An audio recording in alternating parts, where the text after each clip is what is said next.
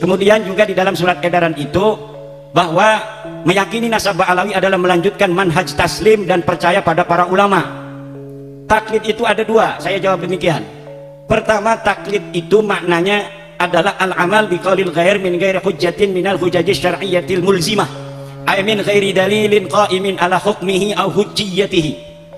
Bahwa taklid yang pertama adalah mengerjakan ucapan orang lain tanpa hujah dari hujah-hujah syar'iyah yang menetapkan, tanpa adanya dalil sama sekali.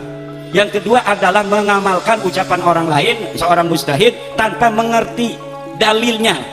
Dia tahu ada dalil tapi dalilnya nggak dimengerti oleh dia, tapi dia mengikuti. Nah, yang pertama itu taklid yang tidak boleh. Taklid yang kedua ini boleh. Taklid yang pertama itu sudah tahu dia bahwa itu tidak ada dalilnya, lalu dia mengikuti, itu tidak boleh taklid yang demikian. Kemudian kita tahu itu ada dalil tapi kita tidak terlalu paham karena mungkin keilmuan kita tidak sampai ke sana, maka kemudian kita mengikutinya dengan tahu ada dalil tapi kita tidak mengerti dalilnya. Taklid yang kedua inilah yang boleh. Sedangkan nasab Ba'alawi ini, kalau kita taklidi Ibnu Hajar, sebenarnya Ibnu Hajar tidak menyebutkan apa dalilnya dia ketika menuliskan nasab Ba'alawi ini. Bahkan beliau mengakui di dalam kitabnya bahwa beliau tidak bertemu dengan orang yang disebutkan itu.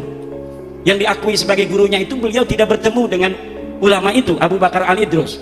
Lalu berdasar apa kita meyakini bahwa nasabnya itu sahih?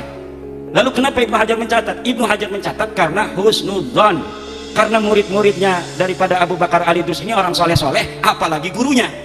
Kalau gurunya soleh, masa iya dia itu berbohong terhadap nasabnya? Lah, itu tidak bisa kita jadikan sebuah rujukan karena Ibnu Hajar tidak menyebutkan hujiyahnya. Bagaimana dia menetapkan itu? Kalau seorang ulama mengatakan bahwa nasabnya sebuah kabilah ini adalah nyambung pada Rasulullah dikarenakan 1, 2, 3, 4 disebutkan alasannya, baru kita ikuti.